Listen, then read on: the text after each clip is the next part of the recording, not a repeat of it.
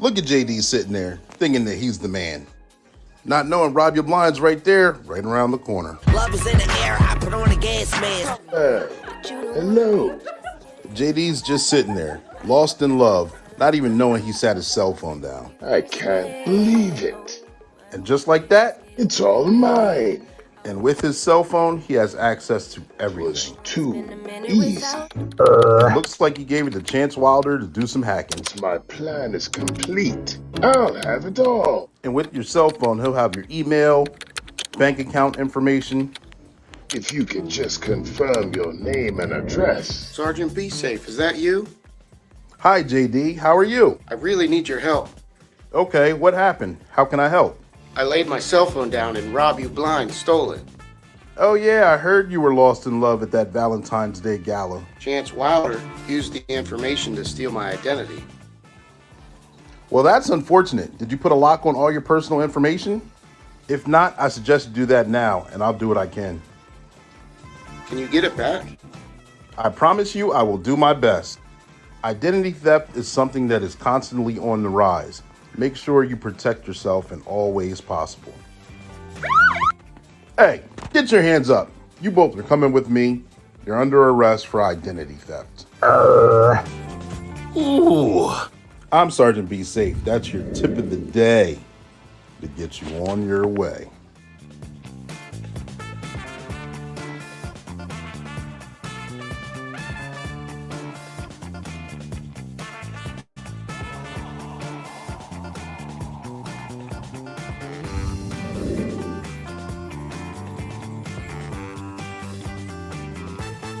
Subscribe now.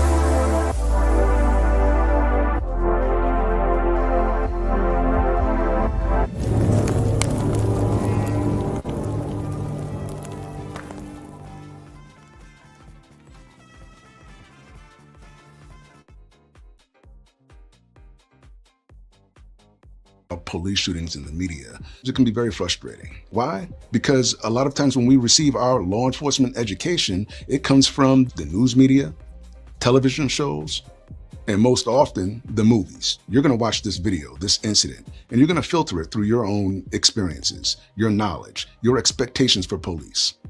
And a lot of times, it's going to be inaccurate. I want you to be able to watch these videos and look at these police-involved shootings and understand what occurred by understanding use of force and deadly force criteria. Good morning, everyone, and welcome to Reading 365. Thank you so much for joining us today on this terrific Tuesday morning. I am your host here, Madison Stokes, and we have a returning guest here on Reading 365. Really excited. We have Mr. Clee Tillman. Reading the book, The Police and Me, written by Derrick Dotson. He will be on the podcast, Coach Clear, Black and Blue, February 15th at 7 p.m. Eastern Standard Time. So dedication, Duke, thank you for your enthusiasm in helping Papa make this book to teach other kids and their parents what you've already been fortunate enough to learn. Love you, man, from Papa. First thing I should always do is take a deep breath and stay calm. You can tell them your name and how old you are. My name is Duke, and I'm 6 years old. Since you're not an adult, you can let the officer know that you need to call me or your mom. Don't. Make sure that you always do what the police officer tells you to do. Don't argue with the police because it can make the situation worse. Never resist or pull away. Never run. Never fight the police. That is when people get hurt. And they get ice cream, and that's about the author. There we go.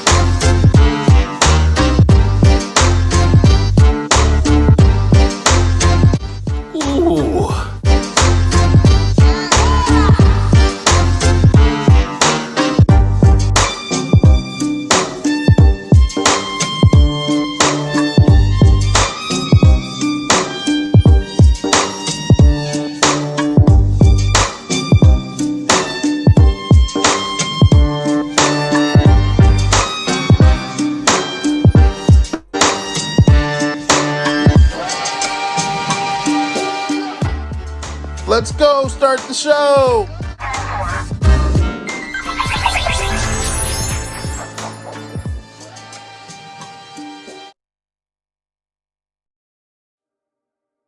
Now,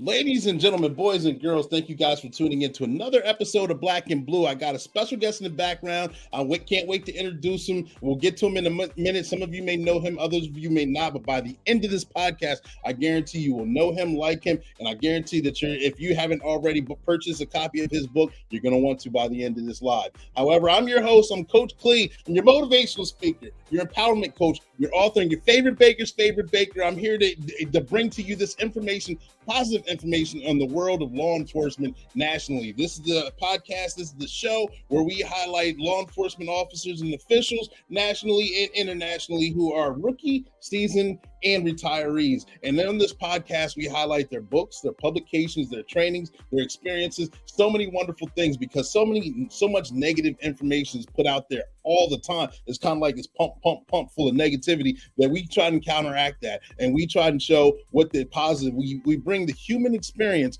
to the platform of law enforcement. And therefore, this is an interactive live. If you have your questions, get your questions ready. Make sure you put them on the screen, because that's the only way I can see them. We're streaming on 5 different platforms right now. So if you got your questions ready, or you're just looking for that shout out, make sure you put your name and where you're from in the comment section, and I'll give you that shout out, just like Lisa P. She said, thank you for what you do daily. Thank you, Lisa, for tuning in. We appreciate you. There it is right there. Thank you. And we appreciate you, and make sure you tag, like, and share. We're on 5 different platforms. Like I said, we're on 2 on Facebook, we're 2 on YouTube, and we're on 1 on LinkedIn right now. Make sure you guys, if you haven't already, subscribe to those channels and share them with your friends and family so we can get that ball rolling and keep doing this wonderful thing. Like I said, the special guest, he wrote a children's book. We got to see a little bit of the book. You got to see a little bit of him and his founding company, of what he does and what he's doing, and the fight that he's engaged in to help also bring forth positivity. But we'll get to that. Good evening. I see you there, Greg Foster. Thank you for tuning in. Please tag, like, and share. I hope you have a good evening as well. But ladies and gentlemen, boys and girls, here we go. Lisa Pertrue, Wisconsin, retired correctional officer. Absolutely. Yes.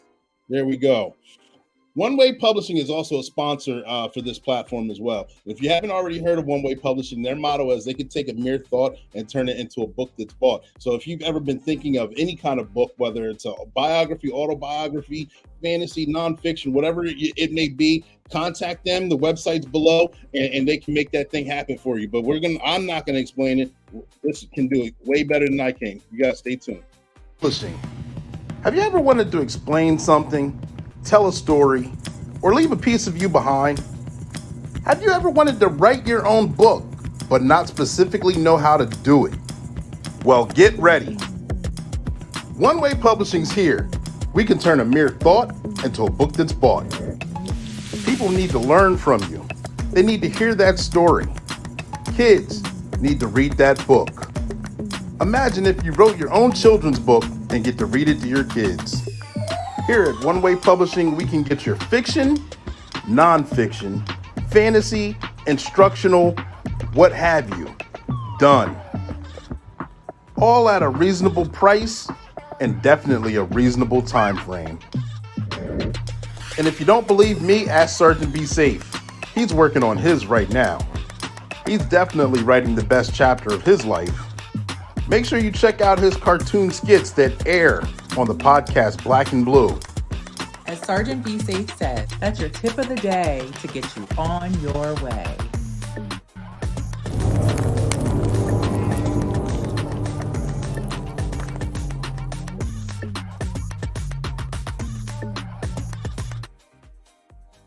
And yes, this is the home of Sergeant Be Safe. If you guys haven't already seen that or known that, he's all over Instagram. He's all over YouTube. He's all over LinkedIn. One of his cartoons played at the beginning of this podcast here. But without further ado, we're going to jump right into the intro, and we're going to jump right into the interview. While you guys are here, right now we got Derrick Dotson in the background. He's behind the scene, and I'm going to bring him to the stage.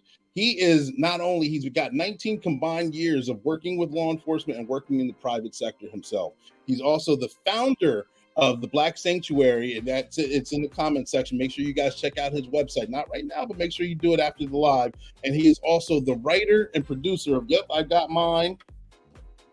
Make sure you guys get your copy, The Police and Me, which was read last week on American Literacy Corporation.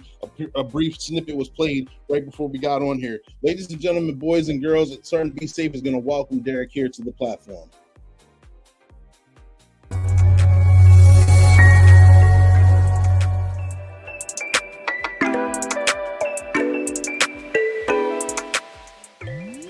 Hello, this is Sergeant Be Safe, and I want to welcome all you viewers and our very special guest to Black and Blue. So get your questions ready and enjoy the show.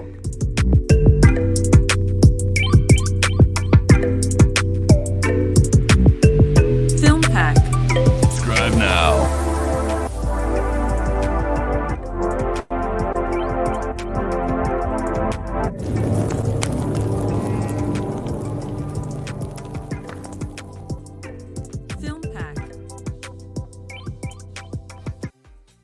There we go. And coming right up, ladies and gentlemen, boys and girls, let me get things in order right here. Yeah, here we go. Derrick, are you there? I am here. Can you hear me, Clee? Loud and clear. Thank you for coming on the platform. It's an honor and a pleasure to have you here. How you feeling today, brother? I'm great, man. Been looking forward to this conversation. Likewise. Can you tell us a little bit about yourself? Yeah, sure, man. Tell me what you want to know. Well, tell me, why don't you give us a little foundation on credibility on who you are for those out there that may not have heard of you or heard of your book or anything about you. Why don't you tell us about how you got who you were, at least from high school all the way through after what got you into law enforcement, what got you the burning desire to at least want to be a public servant? Thanks. That's a good question. Let's see. I would say, I got when I wanted to get into law enforcement, I didn't realize that until much later. All right. High school, I was sure I was going to be a psychologist. Okay. All right. I thought that was going to be the case. I'm the third child of, my parents, they had me pretty late. All right. And so my siblings are about 10 and 12 years older than me. So I had older cousins. I had, their friends were older. So I was around the people a lot more mature. So, my thought process was a bit more mature at that age. So when I had, my friends that I would be around, I'd be able to give them advice that sometimes, they didn't really expect to hear from, their own peers. After a while, I started doing that, even in high school. And then I would get kids from other schools that would call me that I didn't even know. They would get my phone number and they would call me and be like, hey, I got this problem. They told me that you were a good person to talk to. And so I was like, all right, maybe there's something to this. Maybe I might become a psychologist. And so I actually went to college. I went to Norfolk State University, Norfolk, Virginia, one of the best HBCUs in the land. And so we, I started, started there, with psychology, and I thought that was going to be the case.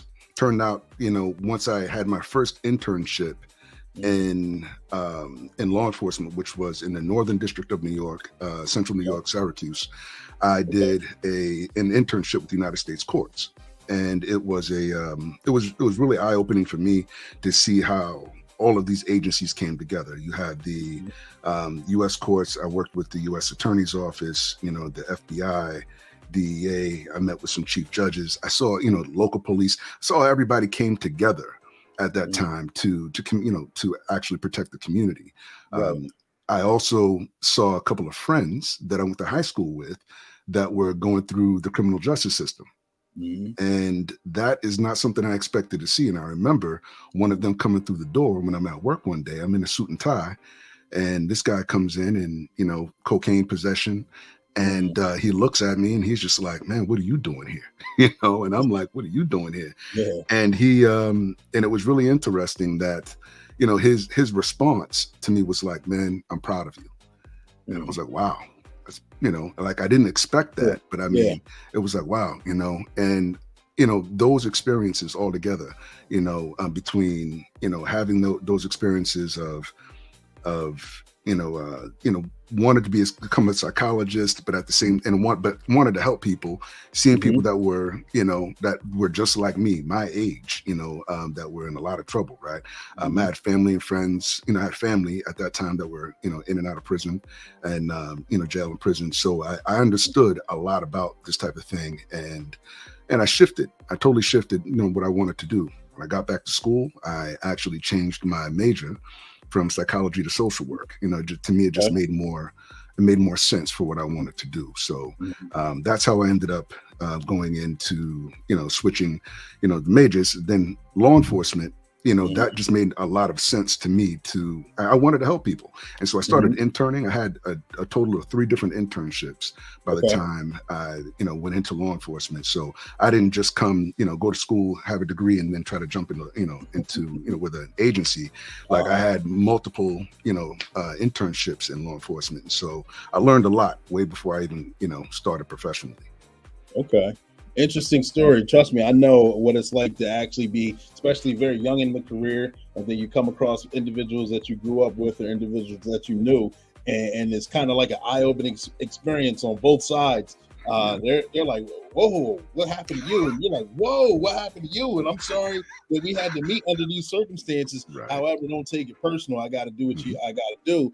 And I mean, there's a few that are kind of express themselves very negatively, but there's also the few, like you said, that, you know what, if it had to be somebody, I'm glad it's you. I'm glad it's you in this role, because at least I know you'll treat me humane, and I know I'll see you again somewhere down the line when it's not in the uniform, and you won't pass judgment, or you won't hold this against me or anything like that. Yeah, absolutely, man. Yeah.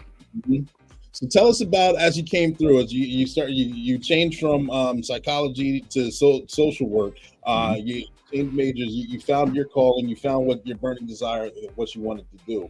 Tell us about any mentors or influencers that you had coming up to help develop you into the person that you are now. I never actually had a mentor. I really wish I did. There's people that tell me that they have mentors, like, in their current job, in their current employment. And, I'm always like, wow, what's that like? My wife, for instance, she's had a couple of different mentors. She works for one of the largest technological companies in the world, right? Okay.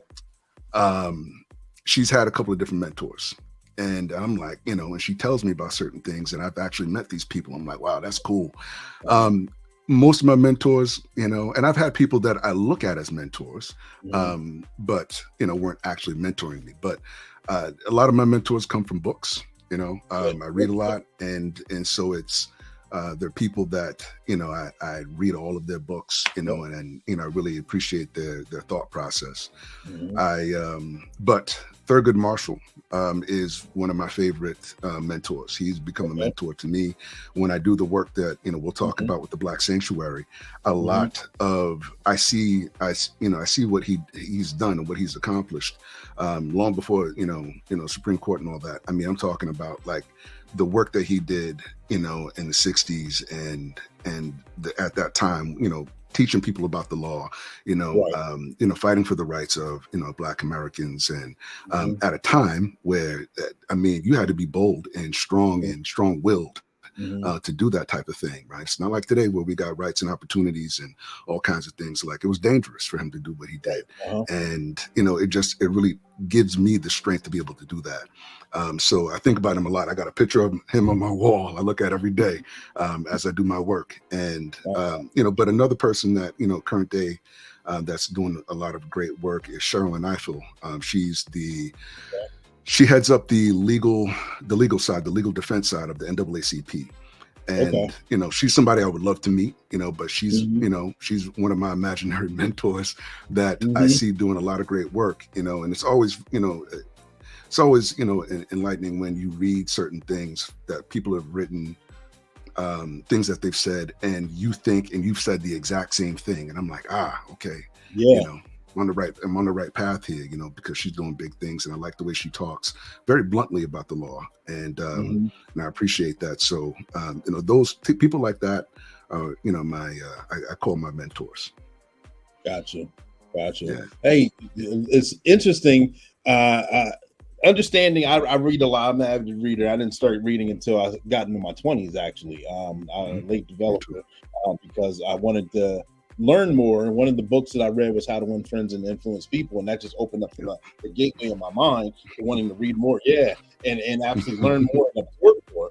And the interesting thing I have about reading is that I can learn from others' mistakes. I can learn from the paths they took, all while reading about them and their experiences without having to go through the 20, 30, 50 years of knowledge that they had to gain to get that. I can get it in a chapter book and take what I can, chew up the meat and spit out the bones and apply it to the things I'm using as well.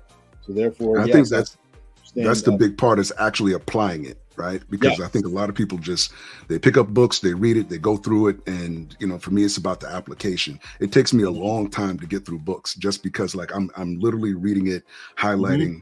I actually transfer everything over to another file just so I can so I can keep it. I'm also gonna pass these types of things on. I would love for my kids to have this type of information, right? Things that I've learned over the years. Right. So, but yeah, I look at how I can apply these things. It's not just about just reading the book to say I've read it, right? Like it's I want to see the outcomes and actually look back at myself and see, oh man, you come a long way, just from last year. 6 months ago, I'm different now, just because of the amount of knowledge and information I've accrued over time. Yeah, absolutely. Constantly reinventing yourself, and self-reflection is a beautiful thing, because you're engaging your mind and you're learning more. So again, like you said, 6 months from now, you're going to be a totally different purpose, a totally different person on your purpose moving forward. That's right. And speaking of tell us about the Black Sanctuary. We got the website scrolling below. We got it in the comment section. We got to see a brief preview of you speaking about law enforcement and things to do with encounters by police. Why police do some of the things that we do, and things along like that.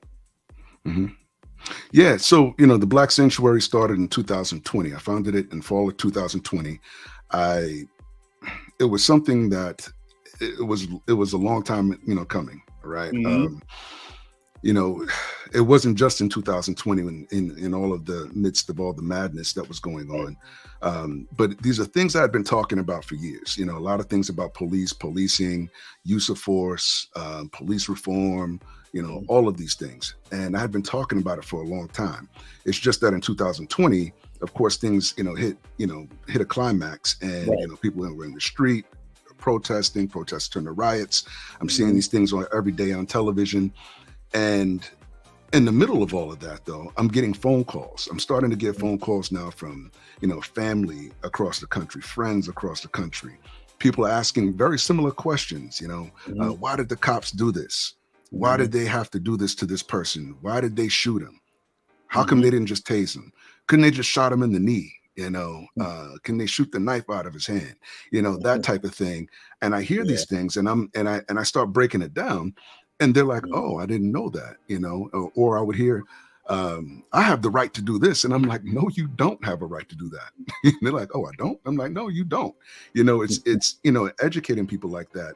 But that was really cool to see how people learned, over time.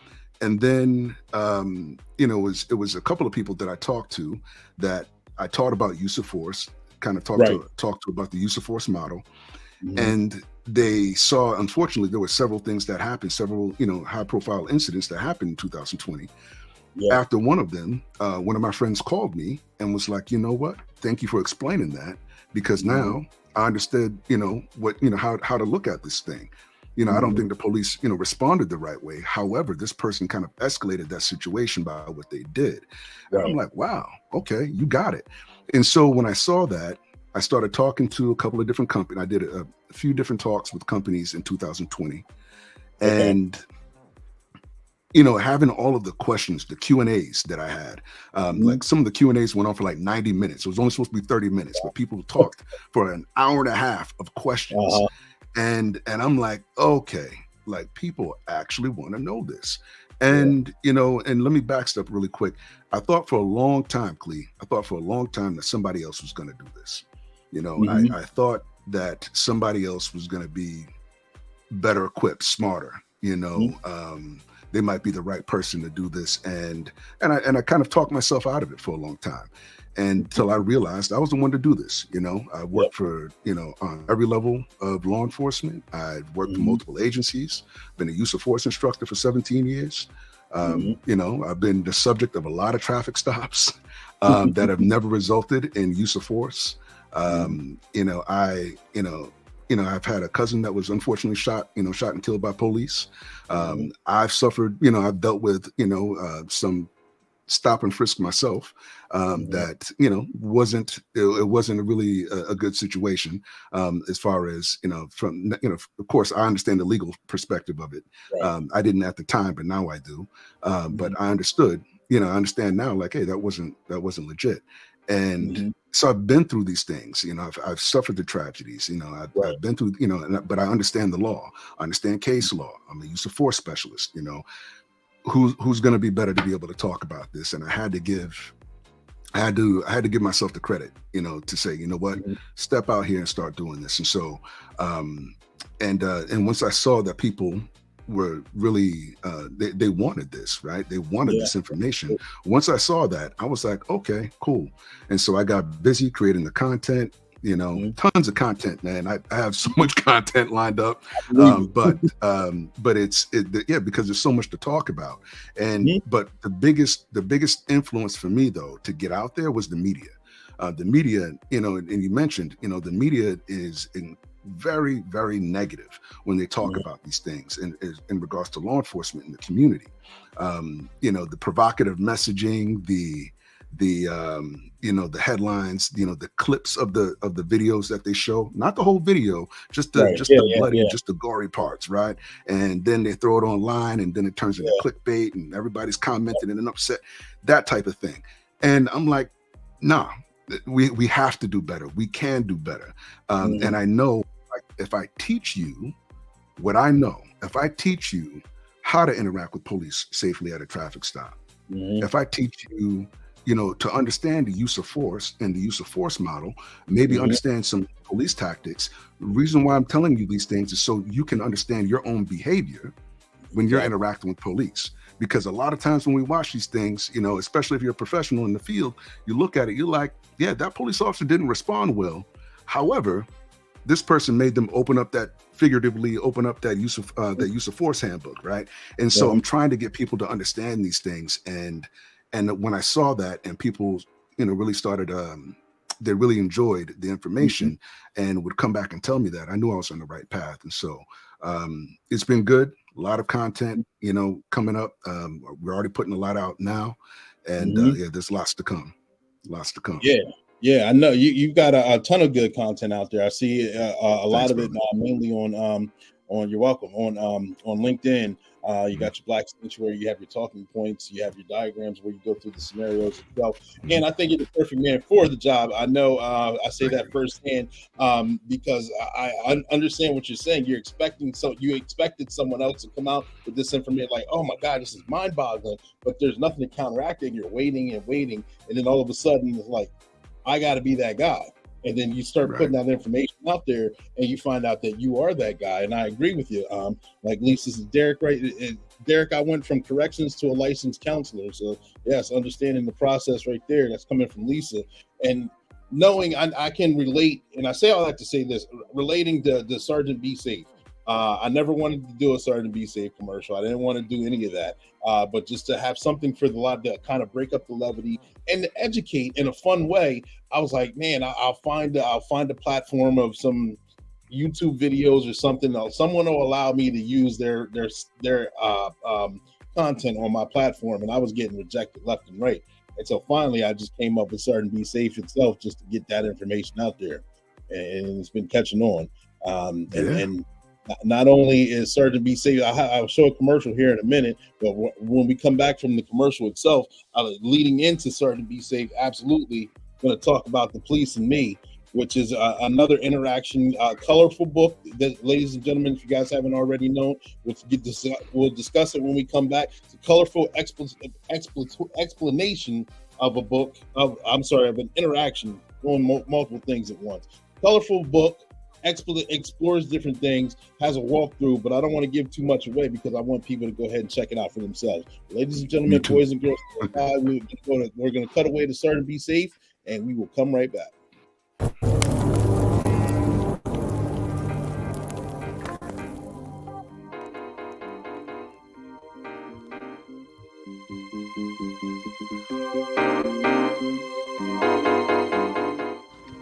Hey, how you guys doing? This is Sergeant Be Safe, and I'm back in the office again.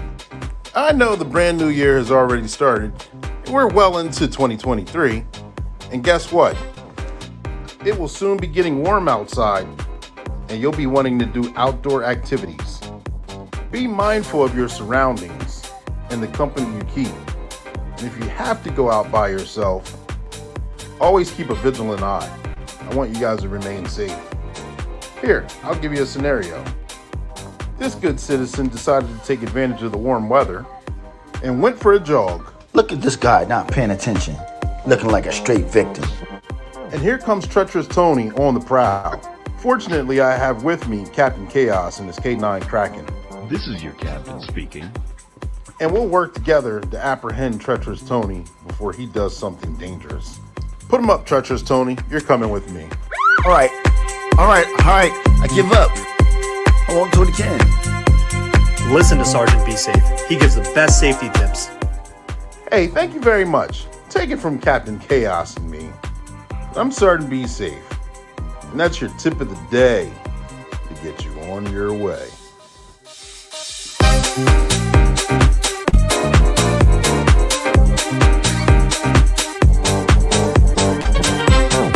Subscribe now.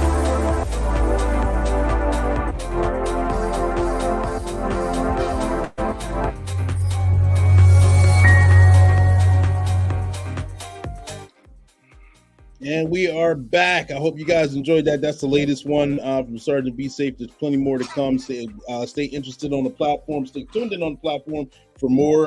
They're on IG, they're on YouTube, and we also have them during the lives itself. But ladies and gentlemen, boys and girls, we are back from the break, and we are here. We're going to discuss The Police and Me, the book written by Derrick Dotson, who you see his copy is behind him right now. My copy is right here. I got mine. Went to Amazon, got mine. The link is in the comment section, so make sure you guys get your copy. But Derrick, can you walk us through what was the first thought that you had before you started actually creating this book, and then take us to where you actually had a finished product in your hand? I would say that it started with, so I have the video series is actually on YouTube. It's the Black Sanctuary. It's on the Black Sanctuary's channel on YouTube. So all the videos that I've made are there. The content that I wrote, I realized was going to be mainly for adults, right? And there's a lot of information, a lot of the things, and I know you've seen it too, during, throughout your career, kids sometimes react very negatively towards law enforcement, right? But when they do that, they're getting that from somewhere. Okay. Yeah. Like it's coming from a parent, it's coming from an uncle, a cousin, a friend, so kids are very, they're influenced easily by certain things, right? And they don't know, but there's a good time. That's a good time to really talk to kids about these things. But I knew I had to do something for kids. But it was the parents at first that I was talking to, again, as I was building up, momentum through the Black Sanctuary early. And I had parents coming to me. I had, Black parents, brown, white, Asian, Native American, whoever. I had a lot of different people coming to me talking about that they didn't know what to tell their kids in regards to interacting with police. They didn't even know how to interact with law enforcement at a traffic stop themselves. So what am I going to tell my kid? And so I'm like, wow, okay. And you have to think, where do we learn this, Cleve? We don't really learn this anywhere. And nobody, and again, like I said, the media shows the bad stuff. Nobody's trying to tell you what to do in those situations. And again, that's one of my pet peeves. But again, that's why I'm here. But the thing is that these these parents are telling me this. I have Black parents saying, you know what, I have a teenager that's about to start driving, man. Like I'm scared to death. I don't know what to tell them. I had teenagers tell me, not even teenagers, I had kids, that weren't even driving age yet, saying, I'm not even going to get my license because I don't want to get hurt by the police. Wow. You're going to miss out on a rite of passage like that for something I know I can teach you that, so you won't have to fear. A lot of fear comes from not understanding, right? So I'm like, you know what? I know I can teach these kids. I know I can show people, how these situations can go, how you can manage it, how you can control that. And so, the book was a good opportunity to do that. I thought about the age 3 to 8.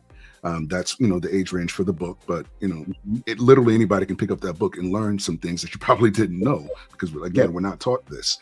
And so I wrote the book pretty easily. It wasn't very hard because these were a lot of experiences that I lived.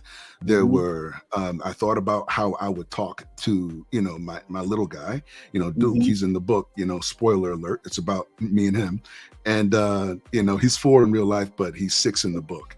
I aged him for the book just so he could have better dialogue. Gotcha. But he, I thought about what I would say to him. I thought about, parents that, the things that they had, said to me about not understanding, what to do when they get pulled over. So when I wrote the book, so The Police and Me is a story about, a father and son that are out on, their day out together, and they get pulled over by police. And, as they get pulled over, the son, the little boy, he's anxious about the entire, the interaction. He's not sure what to think, but he's watching his father go through this. He's seeing, his demeanor. He's watching what he does, and he's articulating this. He's like, wow, okay, this is what dad is doing.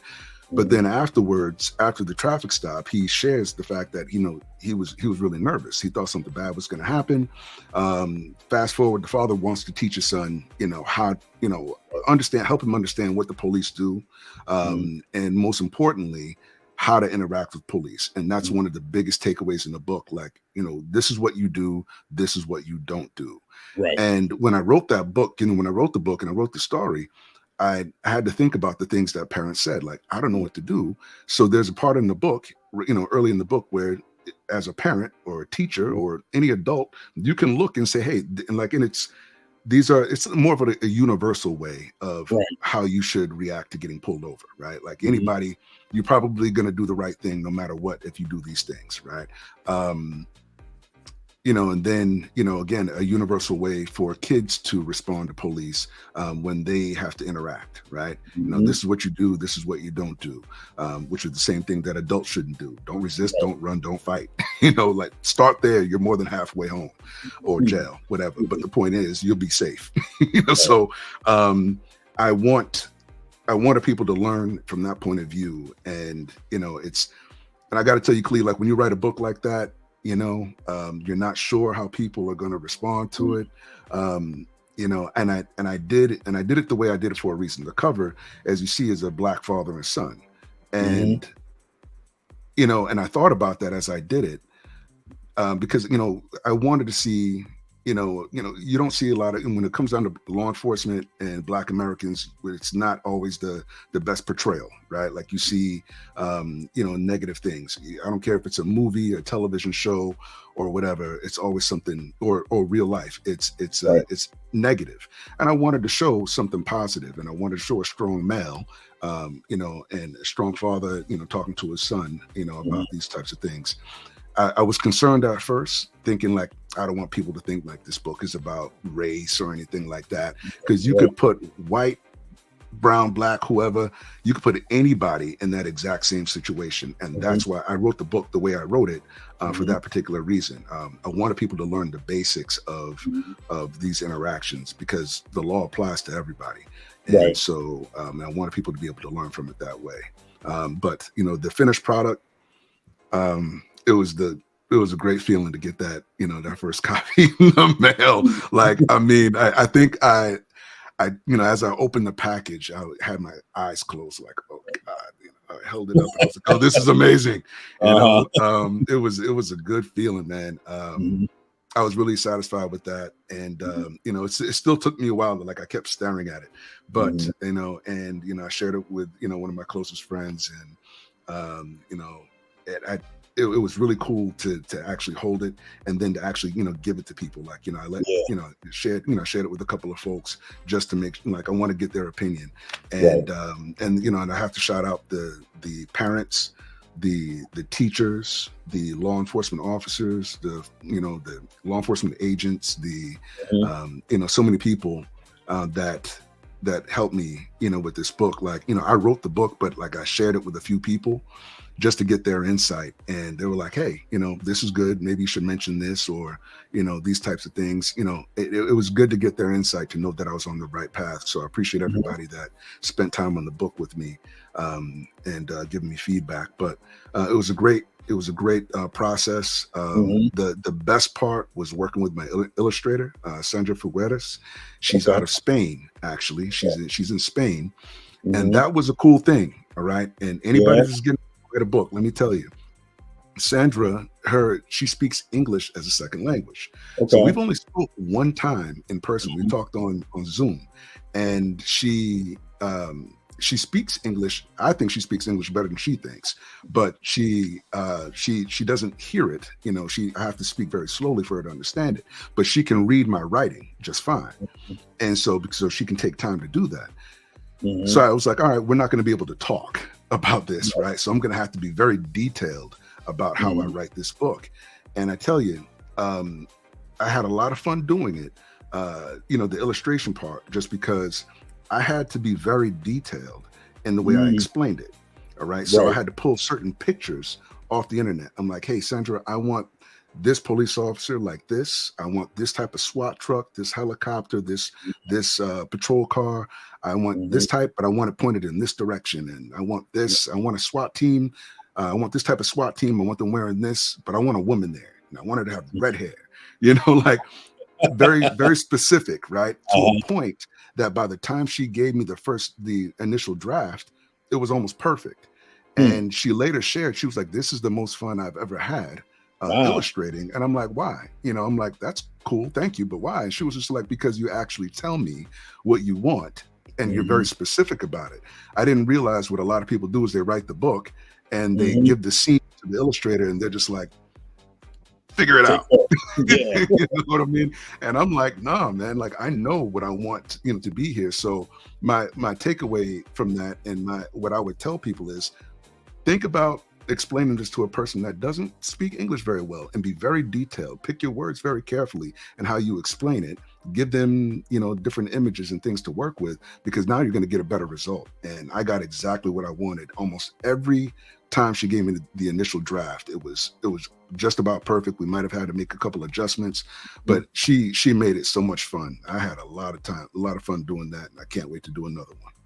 Yeah, it comes out looking very good. The artwork, like I said, it's very colorful. The illustrations are beautiful, wonderfully done. Good job on everyone all the way around. I know it's amazing. You're welcome. It's got to be an amazing feeling to actually have that and hold that in your hand once the final product is done. And shout out to Nathan Ramos. He's on here. He's saying, yeah, great book with a good message, working on getting Derrick to Canada. What's up, Nathan? Media perpetrates stereotypes. Perpetuates stereotypes. Absolutely. So yes, there we go. And I like reading your book, reading the book itself. Read it on the platform and read it beforehand. I like the adventure that you go through, that the father takes his son through. They're on a mission to go get a treat. I don't want to give too much away for those who haven't read it. They get pulled over, goes through a scenario. After the scenario goes, the dad invites, says, I have a connection here at a local department. Let's go to this department and see multiple different facets on how things work. You can go in this room, and it may be a records room. Go in this room, like you said, the SWAT team's there. You can go in this room and learn about this area, some detectives or what have you. You can go in this room and see how holding and lockup is. And all throughout the completion of the book, it teaches you something, especially right in the middle, the do's and don'ts, which is very important. It explains everything, very simple and very easy to follow. And then you get to the completion of the book where, all that whole adventure, you're on your way for a treat. Then you go through an adventure, and at the end of it, you learn something, and you still get that treat. You got to get that treat, brother. Got to have a sweet ending, But I tell you, one of the things I have to shout out, Kevin Keys. He retired from the Renton Police Department last fall. Kevin was one of my first partners. So when I worked with the Renton Police Department, it was more of a task force position that initially started as a liaison, turned into a task force. And, Kevin was one of my first partners. He was working patrol at the time. Then we started working together in narcotics and went from there. And once I left, went to a different office, he continued to move up the ranks. He ended up, retiring as assistant chief. But I put him in the book, right? So I put him in the book. So Chief Keys is my buddy Kevin Keys. He got a promotion for the book, so I made him a chief. So I told him, I was like, hey, you got your promotion, man. You're officially a chief now. So that is him, his likeness in the book. He didn't have that beard when he was working, but he's retired. So, but the beard looks smooth. So I hooked him up with the beard for the book. And but it was my shout out to him. He was a great guy, great partner. He's a great friend. And I was like, if anybody, I wanted to be a chief. And that was something else too. Again, if you look throughout the book, it is very diverse. Very, very diverse, Black father and son. But I wanted, I did want kids to see a Black police chief. I did, and not just Black kids. I wanted everybody to be able to see that, because it's not something you see very often, but it's something that I wanted, kids to be able to see, number one. Number two, there's a lot of diversity in law enforcement. I'm just not talking about, race. I'm talking about culture. I'm talking about, ethnicity. There's a woman there with a hijab. There's someone there in a wheelchair. There's, white and Black and men and women. I have a female on the SWAT team because there are female SWAT officers. I wanted people to see that, and little girls and boys. I wanted them to be able to look at this and say, wow. I can do that, or, oh, I didn't know that, I wanted people to be, empowered by the book. So it's not just, so again, I wanted you to learn, the do's and don'ts. I wanted you to learn more about police and policing. I wanted parents to know, but I wanted people to also look at that and say, this is possible, so yeah. Absolutely. I see Nathan's got to go soon. Yep. He found each page was a good talking point about how you speak to people and being responsible for your own actions. Absolutely. And he's getting ready to go. Got to go. Wanted to stop in and say, good job, guys. Thank you for tuning in. Cool production, Clee. This looks like it would be good. We'll keep in touch. Absolutely. Thank you for tuning in. Thanks, Nathan. Yeah. And Lisa, going back to your question, she wanted to know if the book could be ordered on Amazon. It absolutely can. I ordered mine on Amazon. You can either type in the title, The Police and Me, or you can type in his name, Derrick Dotson, or both. And it'll be, I'm on the wrong side. Camera's the wrong way, sorry. And then you can order your copy there too. It's a very great book to have, a good book to give as a gift too, as well, if you have any younger individuals or parents. We need diversity in law enforcement. Yes, we do. And stay tuned, ladies and gentlemen, boys and girls. We got Sergeant Be Safe coming up, and we got more of this interview. Stay tuned.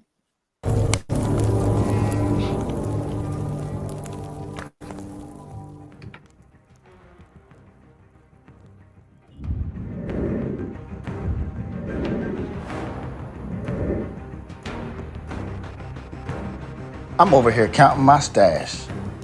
Cooper, get out of here. Last time you got me in trouble with Be Safe. This is a good spot to sell my drugs. Sergeant, Be Safe. We just got a call for suspicious activity. Copy that, dispatch. Captain Chaos and his K9 Kraken along with me are just now arriving on the scene. We'll stop and check it out. 10-4, Sergeant, be safe. Oh no, cops! I'm out of here. Release the Kraken.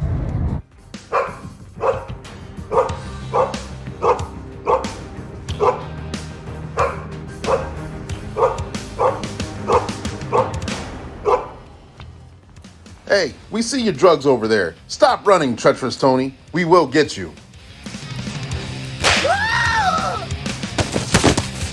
All right. I give up. I won't do it again. Yeah, you say that all the time. I'm sick of going to jail. Illegal drugs are a bad decision. Just ask treacherous Tony. This isn't a good view. Take it from me, Sergeant Be Safe. I want you to make good decisions. And that's your tip of the day to get you on your way.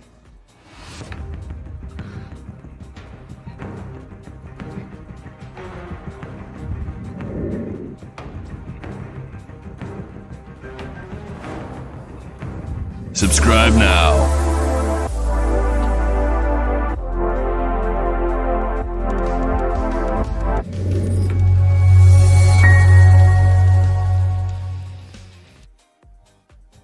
And welcome back.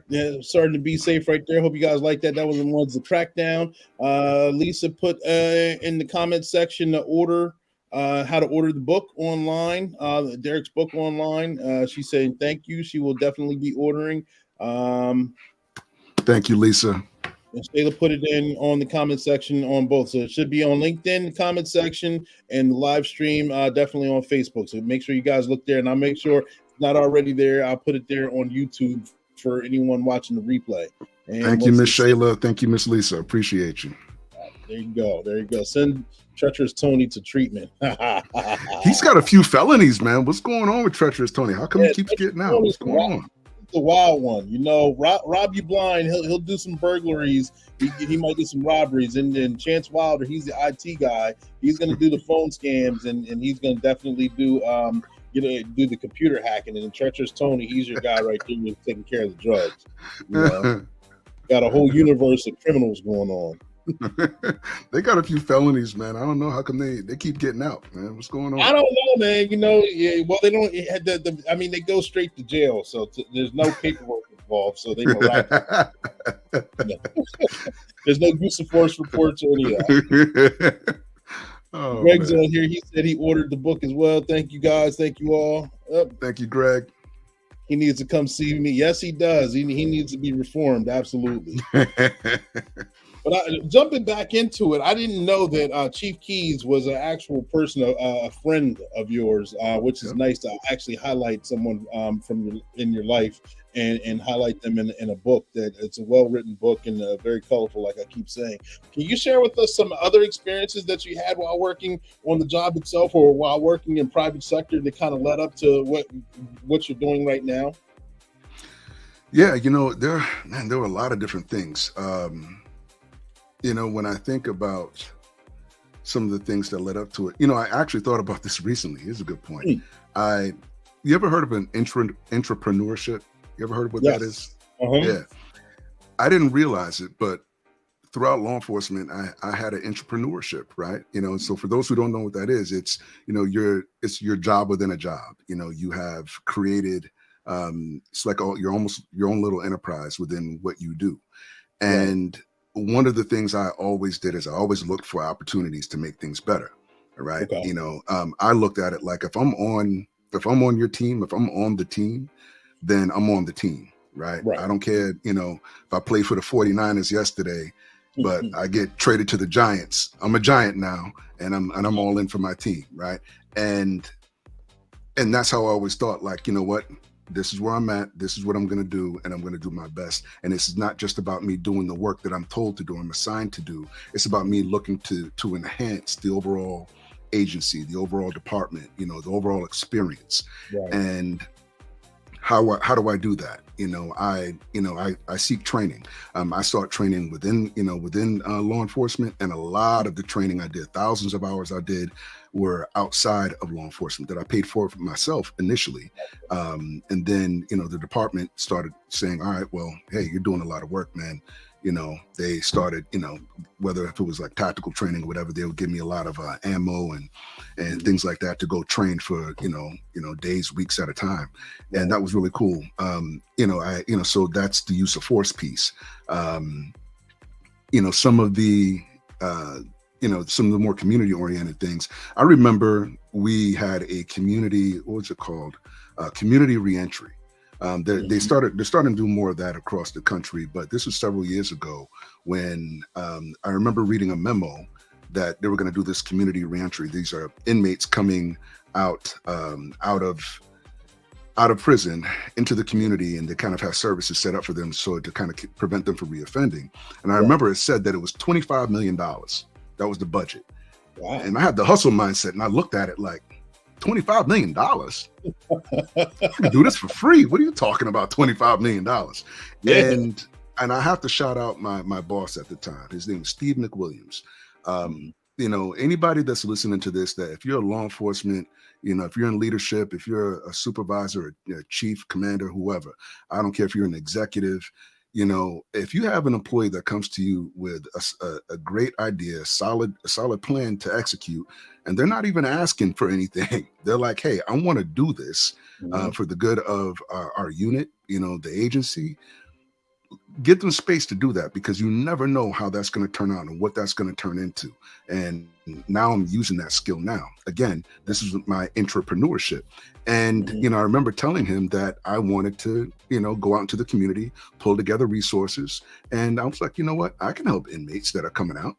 And I sure enough did. And I started pulling together, drug treatment, chemical dependency treatment, domestic violence treatment, anger management, child support, life skills, all these different things that I pulled together. So inmates that came out, they haven't been in the community in 5-10 years or whatever, and they come out, we don't want them going right back into the same, the same lifestyle, because that's what they'll do. And so, hey, this is how you get your stuff, come to one place, get everything you need, and get going. It reduces the rate of recidivism, officer safety. These guys get what they need, men and women get what they need, and it's a good situation. And that worked out really well. There was another woman that took it over a few years later, and last I knew, it's still going on to this very day, over a decade later, here in Seattle. So, things like that. Like, I've always enjoyed, finding ways to serve more, to serve better. I also worked on what's called the Seattle Youth Violence Prevention Initiative. Interesting initiative. I think it's doing different things now, but the point is I was there during the inception of that and helping build that in the first couple of years of it. And, I learned a lot, just about, working with the community. I was the liaison between the Seattle Police Department, the city of Seattle, and the community agencies, and trying to prevent a lot of the violence that was happening in the area at the time. And so always getting involved, doing things ahead of time. I wrote a memorandum of understanding between agencies to form a partnership. We never had before. Actually, it failed twice before I got busy into it. And I remember going to that police department, and they were like, "Yeah, you guys have come here before. What's going to be different this time?" And I'm like, "Me." I'm like, give me an opportunity, I'll show you. And next thing you know, it became official. And again, last I knew, that relationship was still there.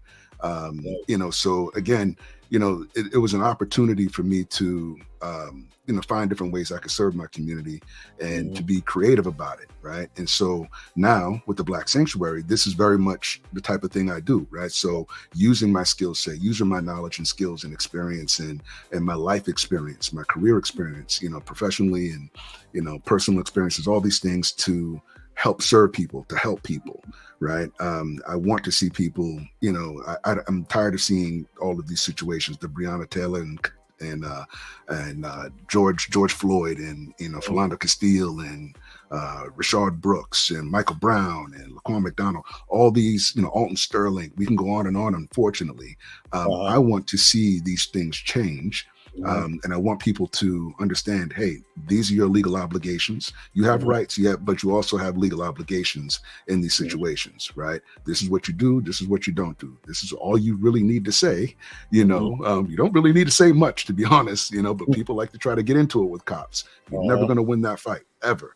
And so, I want to teach people the things that I know they're not being taught elsewhere. I just learned this term. I didn't realize what these people were called, but I'm pretty sure people have seen these videos of these folks called cop watchers, right? These folks that go on, they record their interactions with police officers and they argue with them, or they're out in, moving around during their day, and they start instigating things with a cop and they start recording it, and then they go put it online like, oh, terrible police officer, right? And some of these cops fall for it, there's a lot of that negativity between the media, between these knuckleheads doing that type of thing. You don't get good information on what to do. And I recently heard someone talk about, they heard one of these cop watchers say something, and then they did it at a traffic stop, and it was like, that was the wrong thing to do, and you could have gotten hurt. And so I'm trying to give people the right information. And again, at maybe one of the worst times in your life, you might be nervous. You might be, you might be timid about the whole situation. You might be in fear. I want to give you that information to empower you to be able to walk away from that situation the best way possible. And, and I think police departments and hopefully officers appreciate that too, because this makes their job less stressful because people know how to interact with them. Yeah, absolutely. I think that's like you said, it's a lost art. It's something that's very necessary and very needed because the generations that are coming, like I said a couple shows ago, I remember we had Officer Friendly. We had McGruff the Crime Dog. We got to see, I remember in Driver's Ed, which is not even taught in most schools anymore. And what do you do? When you get in the car, first thing you do, I don't know, turn on the ignition. No, put your seatbelt on. I remember that was a test question. Seatbelt, ignition, so many different things. And if you get pulled, if you see the license sirens, what do? You pull to the right, you safely pull to the right, let them pass. If not, you're on traffic. What do you do on a traffic stop? 10 and 2. And that was ingrained in us, and it's not taught anymore. And so by you doing that is a big deal, because that's lost information that's needed today. And by doing those simple things and those simple tips can make something that can last potentially 10, 15 minutes be a game changer in life. It could be a life changer. I mean, these situations, unfortunately, like I said, my family and I, we suffered, that tragedy of losing my cousin, that was, shot and killed by police. And, there were bad decisions made that day. And, and I'm sure he would want that opportunity back. His mother, rest in peace, I'm sure would want that opportunity back. His sister, my other cousin, his children would want that opportunity, him to have that opportunity back to, make a good decision in, some of those situations. And, and if, like I said, it can be life changing. I want people to understand how critical that is, right? I can tell you, if you don't mind, I'm gonna tell you about my first traffic stop. First time I got pulled over, I was on I caught the bus home from high school, picked up the car at home so I could go back and live with the football team. And I ran a stop sign. I didn't realize I ran the stop sign. The police officer came out of nowhere and he pulls me over, he lights me up, and he's like, he comes up and says, did you know you ran that stop sign back there? And I'm like, no, sir. I'm sure I, hit the brakes. He was like, no, you just, that's the rolling stop, right? He's like, no, you can't just tap your brakes and keep going. I was like, sir, I'm sorry. And he kind of frowns at me. I was like, okay. And he's just like, well, I need your license and registration. I'm like, sure.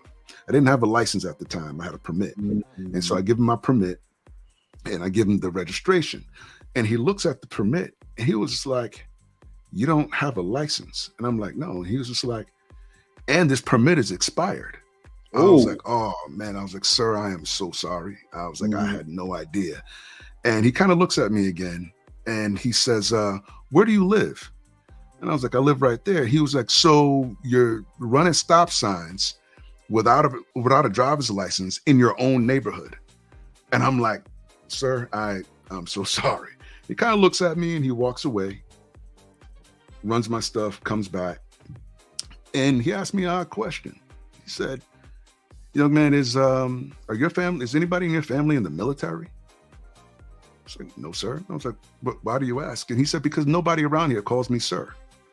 And I'm like, I don't know what to tell you about that, but okay. And he was like, I'm going to let you off because I appreciate you being respectful and professional. I really appreciate how you handled yourself. But you're going to take this car back home, and I don't want to see you drive it until you get a license. And I was like, yes, sir. That taught me something because I had been told different things about police, right? It was like, don't talk to police, don't go around police. If you do, you're a snitch. That was it. And so it was that type of mindset. And in my head, I was like, you know what, let me try something different here. And it taught me a big lesson. And a lot of the interaction that I had, a couple of traffic stops later as a teenager, it was a really bad traffic stop where I got ripped out of my car. And the officers did everything totally illegal. But I knew how to handle myself. And so I didn't fight them on the street. I fought them in court. Right. And folks, I won. And I knew that at 16. Okay. So when I see people do things that, that they want to take they want to take that fight to the police officer, literally, physically on the street, it's not the way to do it. If you don't like the way things are being done, handle it in court. And I learned those things, early on through my own, I wasn't taught, what I'm teaching people. And so I know how bad it can go. And so, but I also know that if you do these things, and I've been pulled over a lot, and I've been the subject of a lot of traffic stops. Some were legit, some, are very questionable. But at the same time, that none of those things ever escalated into anything that you don't want to have to encounter. And so I want to share this information. I want to get this out there, and I want people to get this sooner than later. In my mind, like I want everybody to be on it right now because we've seen the suffering, we've seen the negativity, we've seen the protests. We hear everybody yelling for police reform. A lot of the information I give and a lot of information I share is going to keep you safe, you and yours and your kids and everyone else. But at the same time, when you go start asking your state senator and your congressperson and your governor we want police reform, my question to you is, what kind do you need? Do you know what you need? Because if you don't know what you need and you keep asking these same folks that have been in these positions, these politicians and governors and senators and congresspersons, they've been in these positions the whole time. Now, all of a sudden, you want them to make a decision on you and your community, but you don't know what it is. You're just saying, give it to us. You're going to end up giving what they give you. That's what you're going to get. And you're going to get what we have here in Seattle now. You're going to get police officers that are all but handcuffed to the steering wheel and can't pursue dangerous people. That's what we have here in Seattle right now. And so, the police reform was, so heavy that, like, for instance, Seattle Police Department, I think, is down like 30% or something like that, right? I heard the numbers. It's ridiculous. We have the most shootings that they've had in forever, and all of these things. Now everybody's crying about they want, police back. And I'm like, yeah. You needed to know what you were asking for in the first place, and so, that's how I want people to go into these situations is far more educated. I'm not here to give you an opinion. If you want opinion, you turn on nightly news. That's where you go for your opinion. All right. If you want facts, if you want me to talk about law, if you want me to talk about case law, if you want me to talk about use of force, the use of force model, deadly force criteria, I'm going to teach you all of that because I want you to be safe. And at the same time, when you want community and when you want police reform for you and your community, you're going to get it. And I'm going to teach you about how to go about it the right way. You do what you want. I'm not going to give you my opinion. I'm going to tell you what it is. You go ahead and take that information, do what you want with it. Good information. Yeah, ladies and gentlemen, I hope you guys wrote that down, had your pen and your pad, and got that information because he was dropping nuggets right there. Absolutely. And speaking of, like you brought up in the police reform in Seattle, we get a lot of high school students, soon to be college grads or military, soon to be exiting the military relatively soon, watching the replay. And when they do, they're like, I kind of want to get into a job of public service. I kind of want to, I like everything that's going on, at least with the way the law enforcement is moving toward in the future. But it's kind of sketchy too, because we're in a huge gray area. Before, it's not black and white like it used to be. If you got hired, this is the kind of career you could expect. Now it's kind of like we have no idea if there's going to be a career, if there's going to be how it's just sketchy. What would you say to anyone who's looking to become an applicant to apply for police departments? What kind of qualities and what kind of qualifications would you expect that person to have and to hold while applying? That's a good question, Clee. And that's almost an entirely different conversation because seriously, it's one of the things that I have a peeve with is, of course, states have their own ability to choose, how they're going to have their police standards. Depending where you go in the country, you can be 18, 19, 20, 21 years old. You can have a GED. You can have zero training. You can have 300 hours of training. You can have 920 hours of training. You can have 550. It depends on where you go. Don't get me started there. Point is, what can you do? Okay. My thing is, if you're a kid, if you're a teenager at this point, and you're like, I think I want to go towards policing. It wouldn't hurt to start volunteering at the police department. Maybe you become a cadet. So now when you hit the street, you actually come there with a little bit more, life experience. I did internships, right? Before, I got into law enforcement, but, to have that type of experience. If you're a little bit older, you can't become a cadet, maybe in your 20s and you say, I want to go become a police officer.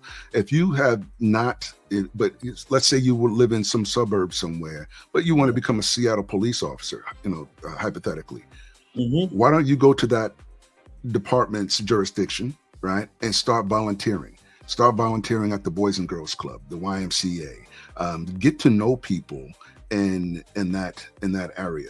All right. You need to understand certain things because there's a lot of folks that come from middle of nowhere America and decide to go to some urban metropolitan area. And, for instance, hypothetically, like they might have never met any black folks in their entire life until they watched The Wire or listened to a Wu-Tang Clan video, album, watched a couple videos, and that's it. Right. That's not black culture. That's just a show, TV show. It's good, it's good information, right? But it's not real experience. And so, if you want to learn more about people, you got to get out there and interact with people. So I would say do that. All the training, is cool. If you want to do martial arts and firearms training, you're going to learn that as a police officer. But for me, that was never enough. You're going to never learn enough that, at least in my opinion, any of my experience, I never got enough training. So I sought training outside. And shout out to all the military, veteran military special operators that I trained with. I trained with some awesome people. And because I trained with them, shout out to my tactical mentor, John Holshin. Because I trained with them, it really catapulted my career because I sought more training, and to train with people that are at that level in the military, really, had me stand out. Right. So, if you have that type of, opportunity, find training, but learn how to interact with people more than anything. The fighting and the shooting and all that stuff, it looks cool on John Wick or Bad Boys or something, right? Will and Martin make it look cool. There's a lot of felonies done in that movie, right? It's fun to watch, but they would end up getting fired and convicted for a lot of that stuff. But the point is, there's a lot of fun in getting into your community and learning and meeting people. And then start interacting with folks, so learn de-escalation and all of that good stuff. That's what you're going to do. A lot of what you're going to do is more customer service than anything, really, right? It's just, and that's how you need to look at it. Plan to go in there as a public servant. You have a badge, you got your uniform, you got your car, you got cool gear, you're feeling good about, your lawful authority and your duty. You go out there and serve people because that's what you do. All right. And be proud of that. you know, talk to people, you know, say hello, you know, do those types of things, you know, give, you know, help people out, you know, if you see them struggling, you know, because you never know when you're called to something. It might be a DV call, you know, and those DV calls are bad. And you never know, you might be the person that shows up. And because you interacted with that person, because you've already established that rapport, something there might work out for you, you know, and it could not just the victim, it could be the person that's the aggressor that sees you and doesn't and puts down the weapon because you showed up, right? You know, plan to serve. That's what I would say for that. But definitely, you know, once you get into law enforcement, what I would say is please continue your training. That academy stuff, it's cool. But in 5, you know, not even 5 years, a couple years later, you know, 5, 10, 15 years later, that was the academy. Right. And then, you know, your 1-2 year, once or twice a year in service training, your little 50 rounds that you have go put in a target, you know, that nonsense, I hate it. You know, I'm like, you know, they really need to increase those standards. But anyway, again, another story, another conversation. But point is, you know, continue doing that training. Find opportunities to do that. There's a lot of places where you can go. I always recommend Brazilian Jiu-Jitsu. You know, I love Jiu-Jitsu.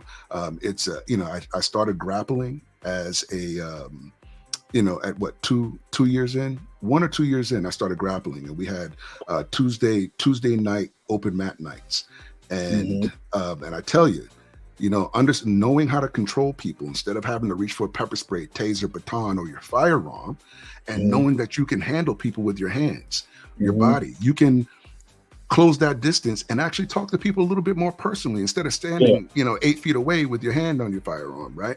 You know, you feel a little bit more comfortable. And that changed for me when I started training in, you know, it wasn't jujitsu at the time, it was just grappling.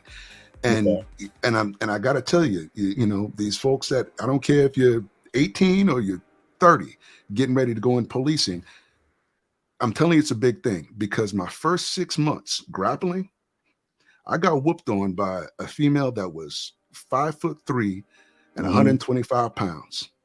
And I'm not ashamed to say it. I'm just trying to tell you, that's how powerful that's how powerful of a martial art that is, or as a skill set that is.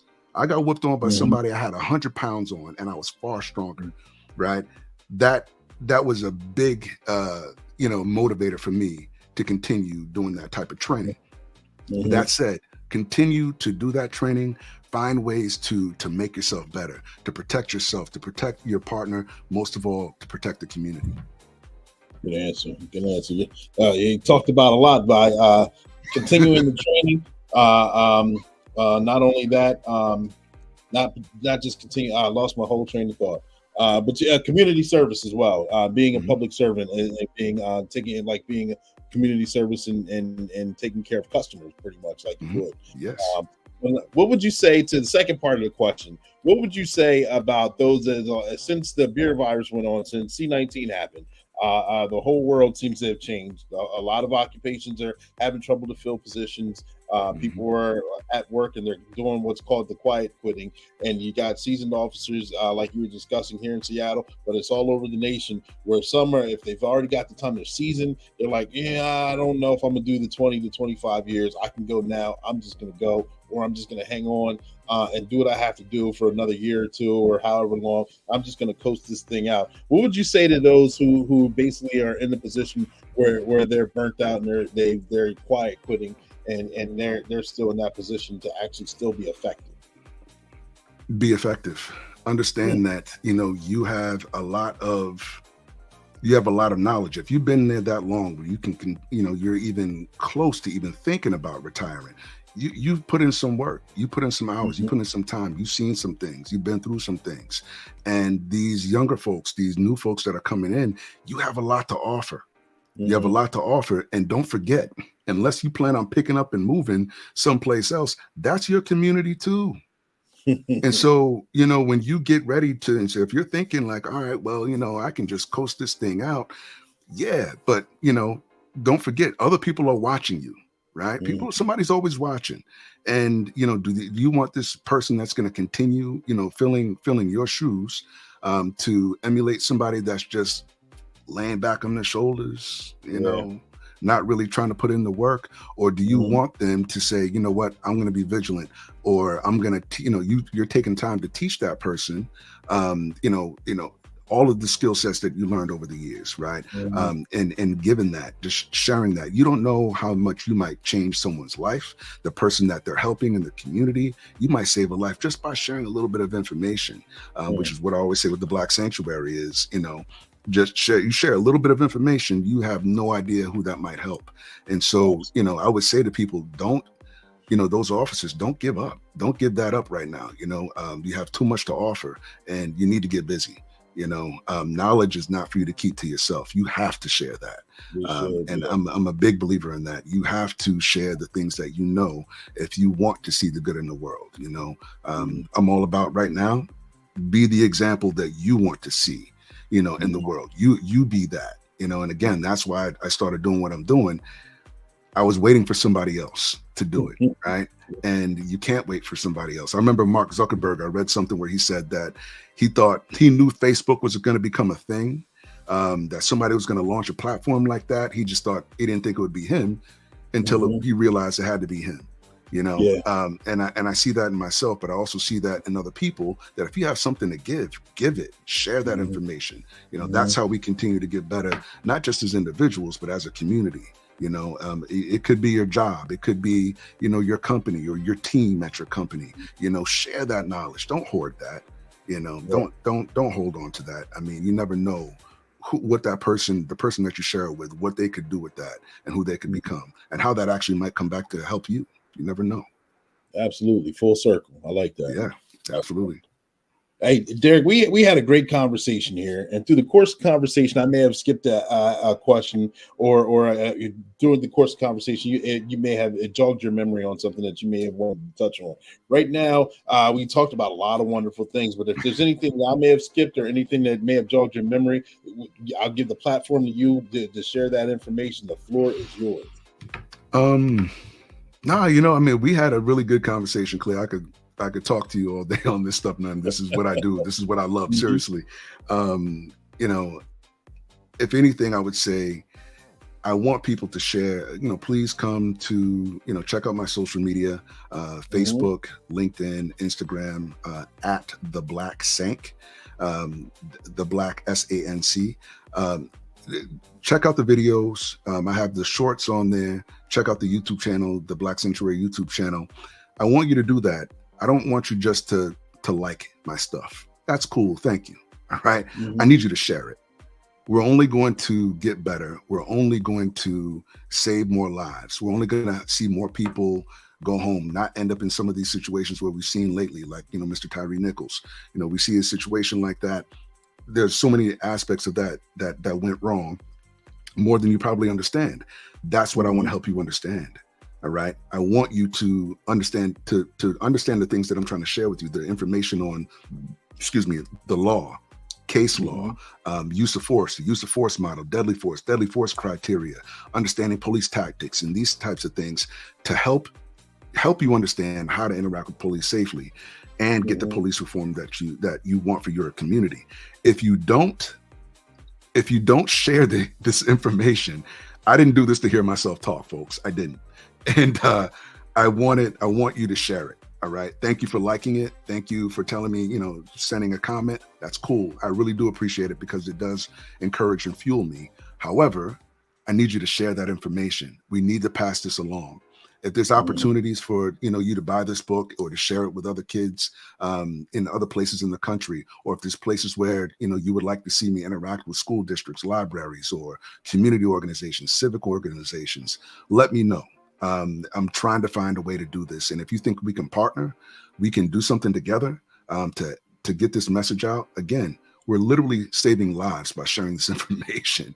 I don't know how else to say it, so I really do need your help. I have a great team. Shout out to Jody Stanton, Marissa Fujimoto, and Chad Alsager. A very small team that I have of people that aren't even being paid, and they put in a lot of work for me. Those videos that you see are from a creative media company, that's a professional creative media company. These are people that believe in the work that I'm doing and know that it's critical to get out. And they have given me their time. For now, I'll have to pay them at some point. But the point is, these are people that believe. I hope you become a believer, and I hope I can, work with you at some point so we can get this message, spread this message, left to right coast, north to south. Help me get this message out, and hopefully we can do some stuff together. Absolutely. Ladies and gentlemen, boys and girls, remember where you heard it first. We had a tremendous live, great information. Derrick, I appreciate you coming on the platform. This message is going to be shared. This information is going to be shared to get this information out. Like we said before, we're on the same path, just on different coasts. I appreciate the things that you do. Looking to watch you flourish and watch you become successful. I'm excited. You got a teammate in your corner that's ready to go ahead and push things along with you as well. Hold up, man. Hold up. Folks, y'all need to understand something real quick. This man, Clee Tillman, all right? This is the hardest brother working in law enforcement. I'm not. Look, Steve Harvey might run all kinds of show business. You see that I do it on several different shows. You see Michael Strahan on all the sports shows and the morning talk shows. Clee Tillman is still an active police officer, and he's giving you Sergeant Be Safe. He's giving you the Black and Blue podcast. His brother's written 5 books, all right? And he's interviewing guests everywhere. This is what it looks like when you serve, all right? This is what service looks like. If you want, I really want you to support people like him because he's rare. He's a rare gem. And Clee, I'm dead serious. You are a gem to the community. Any community that you're in, I know you're making better just because of all the stuff that you're putting out and the work that you're putting out, the people that you're seeking to interview. You inspired me just by seeing the work that you put out, and the fact that you're willing to work with me and to promote me. I can't tell you how much that really means to me. So thank you, and continue doing the work that you do. Thank you. Absolutely, man. I thank you very much. You left me speechless, ladies and gentlemen. There you go. I hope you guys enjoyed this live as much as I have. I've enjoyed it. I've enjoyed learning about Derrick. I've enjoyed hearing about his experiences, his book. Make sure if you haven't already done so, go to Amazon. The link is in the comment section. It will also be in the header for most of the platforms that we're on right now. Get that book, ladies and gentlemen. Share it with your kids. Share it with other parents. It's very important information. On this platform, we go live weekly, once a week at 7 p.m. Eastern Standard Time. We go live with a guest. We learn more about them. We learn about their experiences. We learn about their publications or their training. So many different things go on this platform, and we're going to continue to do so. We got a special guest coming next week. Not going to tell you who they are yet. Make sure you guys tune in, tag, like, and share. Get this information out. We're having a lot of fun doing it. This is Coach Clee coming at you. 10-4, over and out. Stay tuned, though. Sergeant Be Safe is talking.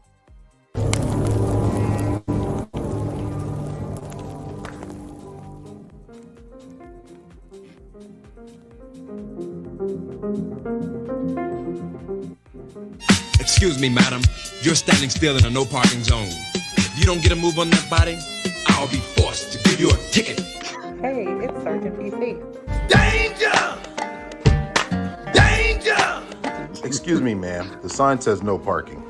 I'm not parking. I'm just running into Dunkin' Buck to get my coffee. You are parked. You're outside of your vehicle and you're illegally parked in the fire lane. Parking in a proper spot and taking a few extra steps is not going to make you late for work. Matter of fact, here comes the fire truck now and you're in the way. This is going to cause a problem. I may need to just have this vehicle towed so the fire department can get in here and deal with this emergency. If the sign says no parking, do as it says. Don't park there. Oh my gosh, I'm so embarrassed. It would be my fault if a tragedy happened. Thanks for not giving me a ticket, Sergeant Be Safe. Now I know for next time. Well, just consider this your warning, and definitely let this be the last time. I'm Sergeant Be Safe, and it may seem minor, but it's very important. Make sure you park legally. And that's your tip of the day to get you on your way.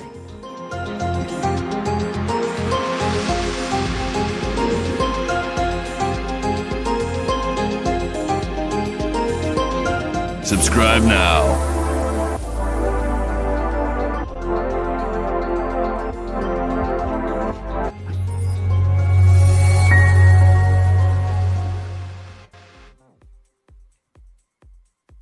police shootings in the media. It can be very frustrating. Why? Because a lot of times when we receive our law enforcement education, it comes from the news media, television shows, and most often the movies. You're going to watch this video, this incident, and you're going to filter it through your own experiences, your knowledge, your expectations for police. And a lot of times, it's going to be inaccurate. I want you to be able to watch these videos and look at these police-involved shootings and understand what occurred by understanding use of force and deadly force criteria. Good morning, everyone, and